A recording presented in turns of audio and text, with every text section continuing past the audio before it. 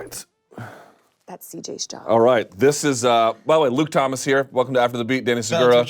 Yeah, I'm gonna Tim Sylvia it up. Do you mind if I put it on? Is that bad mojo? Nope. All right, here we go. Look at this. Look at this, donks. Yeah, I'm Dylan Dennis. I need another one. In any event, Ilima-Lei McFarland, who was your Bellator flyweight champ, pass it down to her if you don't mind. And Phoenix Carnivale at the end. This is the After the Beat edition, where we have taken your tweets using the, I think it's heavy. Jesus. Yeah, it's heavy. Using the hash. You know what's heavy? I took Helen Maroulis came in the studio, the wrestler. You ever held a gold medal from the Olympics? No, never. It's almost as heavy as that belt. It's shockingly heavy. Tiny. Yeah, it's about like that. We've taken your tweets using the hashtag the MMA Beat. We're a little bit short on time because of some people who won't get named. Hashtag Hawaii. We will go to your tweets now. Let's go. See what you got. All right, Danny, you're up first. Will atheist Rory MacDonald be added to the list with motivated BJ, C-level Kane, Chuck with that look in his eye? Is it gonna be a thing? What do you think? Do you like that one? Do you think atheist Rory can stick? By the way, he misspelled MacDonald. I don't think he was atheist though. Before, because What was he? He was raised Catholic. He just didn't practice the religion. I guess he was just non-spiritual. Yeah, but that doesn't sound nearly as good as like C-level Kane or atheist Rory. Non-spiritual. Yeah, I guess atheist Rory. You know what? I do wonder, because I did ask him this. I'm like, how different are you gonna look? Like, are we gonna get a different Rory? He's like, I don't know. Like, we'll see. There's something about like him being. I remember when like early in the UFC, he just had like a certain grit about him. Yeah, I have a story about that. And yeah, like I don't know if he doesn't have it anymore, but I do think he's a lot more skilled than he was before, a lot more refined. So no, I would say it won't be a thing. I think we're gonna get a very skilled Rory in there. So one of my first assignments for this website, these many years, I went to cover in Atlanta the John Jones-Rashad Evans fight. And on that card, if you might recall, was Rory MacDonald taking on Shea Mills. If you guys remember Shea Mills. Yeah. And the way they had set up Media Day, we were in this the Georgia State University gymnasium. And I have not nice things to say about Georgia State. Anyway, I grew up in Georgia. So they were lined up in sort of like a semicircle, as I recall, and they had the media just come down the line. And Rory, it was my turn to interview him, and Shea Mills was like right here. And literally Rory almost drooled, ice grilling him to the point where he had lost connection with anything that was around him. We had to like go like this to him several times to like get the interview started. We're like, can you do it? He's like, yeah, I'm fine. You ever seen like a dog that's hard to train? My dog. Yeah, exactly. It's like one of those dogs that's like sit, and then they put their ass back up. Sit. It was like one of those. I asked Casey about it. He was with me. He was like, dude, is he okay? I'm like, I don't know. So this is what I mean when he was like, when they were like, well, how can he fight without that? Bro, that was a powerful force. You know what I mean? Like he was, Game 7 vibe, bottom of the ninth all the time. I don't know what fight it was. It might have been that one that like the bell rings and he stands up. I think no, he gets the finish and he's like covered in blood and he just does the. Oh, that was with the Robbie Lawler, wasn't it? With the bell rung, there was one more round to go, and Big John McCarthy had to separate them. Oh, okay. No, but there's one where he does like this chest pounding thing.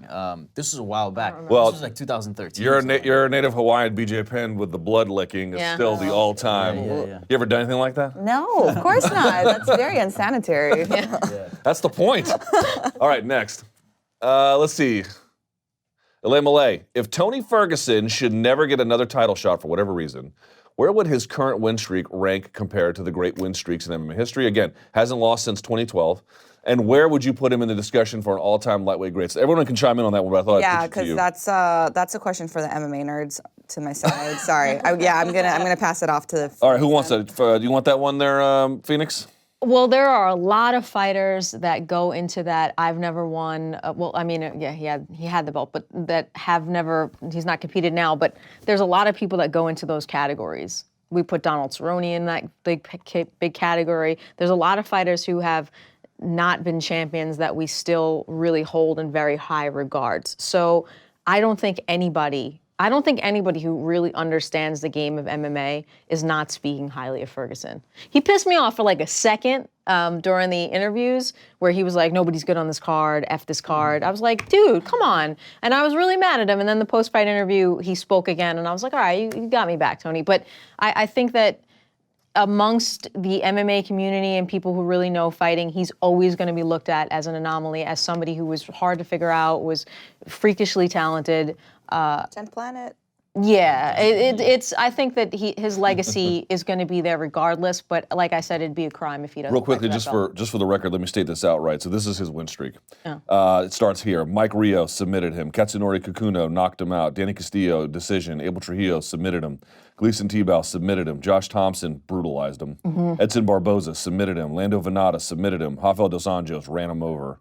Kevin Lee submitted him. Anthony Pettis, corner stoppage. Donald Cerrone, doctor stoppage. Right. Bro, that is a ridiculous run. Is this question asking where would he fall among the greatest or the best? So That's a different question. I actually weighed this. I actually, what was win streak compared to the great win streaks in MMA history? So like DJ's win streak, pretty amazing. Yeah. Anderson Silva's win streak, pretty amazing. I would say this is up there, man. So he won an interim title in this space. But let's talk about like actual lineal titles. Sure. This might be the best non-title run in MMA history. Right. It's really up there. Right. I mean, you could even, because the thing is that with win streaks, like a lot of fans don't start counting the work until you won the belt, and they're like, all right, well, who has it beaten, with the belt? But like you can just draw an imaginary, belt next to it, and all those fights could potentially be title fights, like title defenses. Like he's been fighting legit competition the last 3-4 years. Yeah. So I think, it's definitely, I think, one of the best, probably top 10 win streaks. I don't know about top 5. I'd like to, look at that a little research closer, it a but bit definitely more. top 10. And the nature in which he won those Yeah, fights that's too. true. That's what I'm I mean, Crushing them. yeah, at my last fight, I was upset that it was a doctor stoppage because I'm like, no, like we want to keep fighting. I don't want to win like that. And my coaches are like, no, that's the best way that you can win a fight. When somebody else has to come into the cage and be like, you're gonna die if you keep fighting. Like, A medical professional had to Yes. intervene. yeah. that's a good way And to so look he at has that, and he has the corner throwing in the towel. So I think just the nature and how he finished the fights. My belief is the following. There's The something two- about saying no mas. The two best lightweights to never win, again, a lineal title are clearly Donald Cerrone, and my argument is Tony Ferguson, which is why that fight was so special. Let me see if I can name them. Here is every lightweight champ in the UFC ever. Let's see, Jens Pulver, BJ Penn, Sean Shirk, Benson Henderson, Anthony Pettis, Rafael Dos Anjos, Eddie Alvarez, Conor McGregor, Khabib Nurmagomedov. I feel like I'm skipping one. Frank? No. No. I already got for Edgar. Okay. I got Edgar because that was who beat Jens. Jens to BJ, BJ didn't beat him, so it would be Jens to. I think Shirk picked it up when he fought Kenny when it was vacant. So yeah, so it'd be Jens, Shirk, BJ, Edgar, Benson. Who beat Benson? Anthony. Anthony got beaten by Dos Anjos. Then Eddie. Then Eddie got beat by Conor. Conor got beat by Khabib. Those are all your champions. Yeah. They might have a call. Not all of them have a better resume than Tony. And if Tony wins a title, he's automatically, to my view, jumps to the top of that thing. Yeah. So there you go. Next. All right. Do you think the big UFC events Phoenix moving to BT Sport box office is going to work out for the UFC? If you don't know the story, let me set it up here very quickly. I don't know how many of these it will be, but BT Sport was a way in England, or the UK anyway, for you to get your UFC, and it was like a package deal. Like you pay one sort of fee and you get internet and your UFC all in one go. Now they're charging pay-per-view. I don't think they're charging pay-per-view for every single event, but for the last one they did, and the UK lost their mind. Now normally I would have no sympathy for them, but they got to watch that blicky at 3 in the morning till 6 in the morning. I do have some sympathy, not that they're being charged on top of it. Yeah. Here's the answer. I don't think that the fans are really going to rebel. They say they're going to rebel, they're still going to buy it. What do you think? I think hardcore fans will. I think it takes a little bit of a hit of people who just want to do this and just turn it on. There's people who are like, remember I used to do this when there wasn't a fight every week. When there was a UFC fight, it was like, oh, that's the time of the month that everybody comes over and we get together and we watch something. If that's happening within these communities, then they'll probably still make their money. But for casuals, I think it'll hurt. I think it'll hurt a little bit. 3 in the morning. My thought is if they, Danny, am I being cynical? If they only put it like, oh, John Jones fights or Conor fights, people really going to say no? I think people will pay. I mean, dude, if you're 3 in the morning, you're starting at 3 a.m., you're hardcore no matter what. That's exactly. So I think people will pay, but there has to be some drop off because there is, the high school kids, the college kids that, may not have money to pay for that pay-per-view. And, you know, not that I know from any personal experience, but I heard it's hard to find a UFC link nowadays, so. It's not. It's extremely easy. Oh, you think so? Yeah, I know. Oh, I heard. You heard? I heard. People who complain about it they don't have very I good. heard there was some cancellation of. I know. People are blaming Brendan Schaub for that. Is that real? I don't know. Brendan Schaub apparently was like, you should go to Reddit streams, and then Reddit streams get shut down, and now everyone's all bitter. Is that the idea? Yeah? Did that ruin your day? I've always bought my. It ruined your friend's day. Exactly. I've heard this stuff. Yeah. You know, I don't know from personal experience. I don't know what Okay. what I pay for my paper. All right. Next, did you have any issue with the U.S. women's national team celebrations from Tuesday? I personally thought it was great to watch. Ladies, I thought you might want to take this one first. If you guys didn't see, they hung 13 points on Thailand. It's the most lopsided win in Women's World Cup history. And, you know, after you see a one goal at the World Cup, people high-five and they hug and they slide and whatever. They were doing that for all 13. Any issue with that? If it's disturbing me from watching a sport, like, all right, move on. I want to watch the next thing. I don't know how much By the way, and it time was I can- 3-0 at halftime. They hung 10 on them the other half. No, I think it's consistent, you know? Just keep the consistency going and it's fine. Yeah. Danny, you're a soccer If you nerd. put in 13 goals, pff, You better be celebrating. rage afterwards, because like, man, that's unheard of.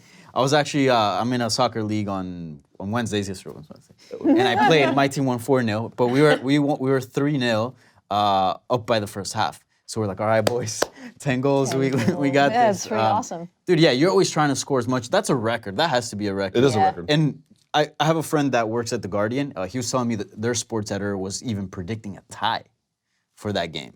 So like, for it to How be, was their sports editor? because apparently, Stevie Wonder? if I'm not mistaken, apparently Thailand was pretty competitive in other games. I don't know. I'm just saying Okay, what I all right. heard. But yeah, 13-0, that's insane, man. If you watch the game, it was honestly like, imagine LeBron James and Kevin Durant were like, hey, Luke Thomas, Dan Segura, you guys want to play a game? We were like, sure, we got this. And then they're just dunking on us left and right. That's what it was. It was honestly like watching pros versus Joes Yeah. back in Spike TV back That in was the a day. smart show. My attitude on the whole thing is, I can't believe people are upset about it at all.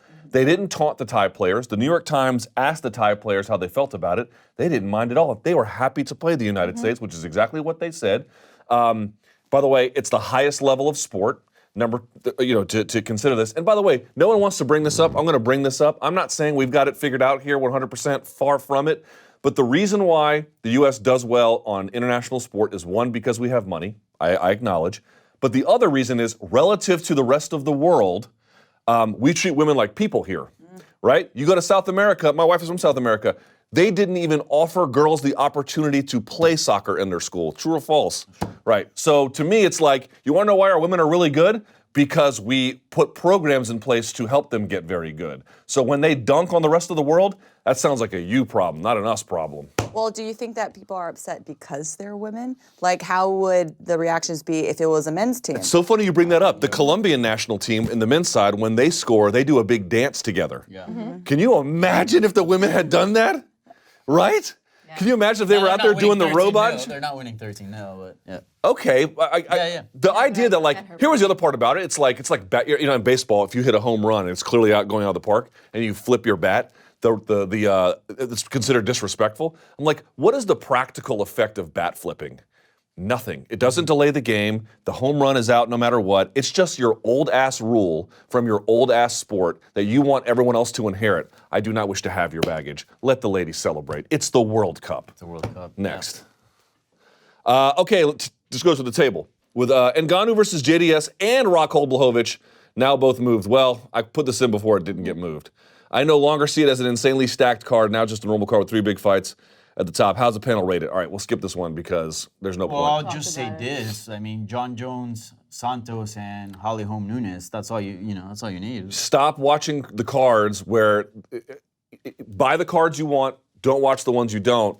But the UFC is going to keep making as many cards as they can if there's no drop-off in how much you consume it by virtue of how thin it is. Just remember, it's a consumer response there. Next. We're short on time. We had, with Alexander Rakic and Shevchenko head kick KOs, 2 massive KOs.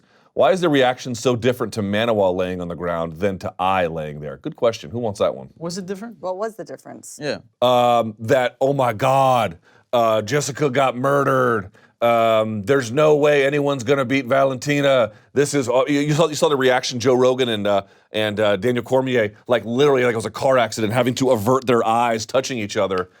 I didn't see that from the boys in England. This is something that I asked a fighter a long time ago, and I apologize for whoever gave me this answer. And but the answer was that men have a very primal, instinctive feeling to protect women, so therefore watching them get hurt bothers them a little bit more. Yeah. And I kind of understand that. That's been listed as a reason to keep women out of combat, by the way. Sure, but I also understand, like, you still respect what we do, but have a an internal hard time with it, depending on how much you've been around it your whole life. So I have 3 brothers. I have 3 brothers, but somehow I'm the son my father always wanted, whatever, because I'm the tomboy. But I see that even though I'm the one who can fight, my brother will still want to protect me because that there's some sort of instinctual thing with that. Meanwhile, I'm like, I could kick your ass, Dave. But so I wonder if that's still a little bit in us, you know what I mean? I mean, I still get the stupid comment, you probably get it all the time too, but what about your face? You know, when you compete, you're like, what about your face? Deal with your face. Like, what's it supposed to mean? But then I realize that they actually mean it as a compliment. So I think that might be in there a little bit. Do you find that? Well, I also think, yeah, I agree with that. I also think too that it's not as common to see knockouts at a women's flyweight division Good point. versus the heavyweight. Light heavyweight. Yeah. It's flyweight, just flyweight. Just flyweight in general, yeah. And I always say that when people do make comments like that, I'm like, dude, I'm getting punched by 125-pound girls. I'm not super worried about getting effed up, you know? Yeah. And so I think that's why it's just not as common to see those types of knockouts. I would also add that the Rakic one was like, I thought he was going to win, but I didn't think he was going to win 47-second head kick KO. So it was like a crazy moment versus there was worry about Jessica's chances heading into that fight. Right. Sure. And then to see it play out, you were like, fuck. Yeah, like that. You know? Manua Rakic on paper was competitive, right? That was like a good fight. Yeah. Also, Manua has been knocked out several times. Yeah. So there's that as well. 3 in the last 4. Yeah. Whereas Jessica, was this Lost the 4 in a first row, time? 3 lost 4. Yeah. Was this the first time Jessica got knocked out like that? Maybe TKO. I but I don't- no, I don't think she's ever been put out like that. And she was laid out for a significant amount of time on top of it. Yeah. And also, Quickly, because we got to move look on. at the stages. She's doing that in a world title fight. You know, Yeah. you see that in the prelims. You go to a local show, you see that all the time, right? Head kick KO. But in a title fight, like, it was pretty lopsided, man. Yeah, you were waiting for the shark to bite, and lo and behold, it did. All right, next. Just saw Danny Segura's hilarious interview with Chael Sonnen. So my question is, what is your funniest, craziest interview or interaction with a fighter? I distinctly remember John Jones putting on a British accent. That's up there. He's talking about me. So John Jones, when he still was speaking to me, this is before the Rampage Jackson fight. We had a phone interview set up. He called me, and the whole time he did it in character. And people are like, oh, that's not him. Dude, it was from his manager's phone. Like, of course it was him. And then I saw him later, and he actually was like, hey, I thought, hope he was okay. Because he was like a goofball. He was like 22 years old. People thought it was an act. So that's the craziest one I've had. What about you? The Chael one that I did yesterday was definitely up there. But I've always had a blast, for example, interviewing Brad Pickett. Brad Pickett's hilarious, if you guys don't know. He's a funny guy. I'm trying to think what other interviews. Oh, so when I first started out, I think this might have been like one of my very first interviews. I interviewed Sean McCorkle. I don't even know if the video is still on YouTube, but there was crazy stuff said there, for sure. All right, anything you? You've interviewed a bunch of these. But the funnest one for me was I would never really get starstruck, but I was very starstruck over Anderson Silva. So I told him that I was starstruck. So I said, look, I'm going to do this entire interview being starstruck and just make it fun. So I did sort of the Chris Farley, like, remember when you kicked Vitor in the face? It was awesome. He went with it and made these weird faces at me and stuff. But we had a lot of fun just doing that for Any real. memorable interviews you've done? So not necessarily interviews, more like interactions. But so on our way here, I'm down in the lobby waiting for our ride just this morning, and Lyoto comes out. He shakes my hand, remembers me from yesterday interview, and he's just like, oh, do you live in Hawaii? Are you from Hawaii? I was like, yeah, I'm from Hawaii. He's like, what island?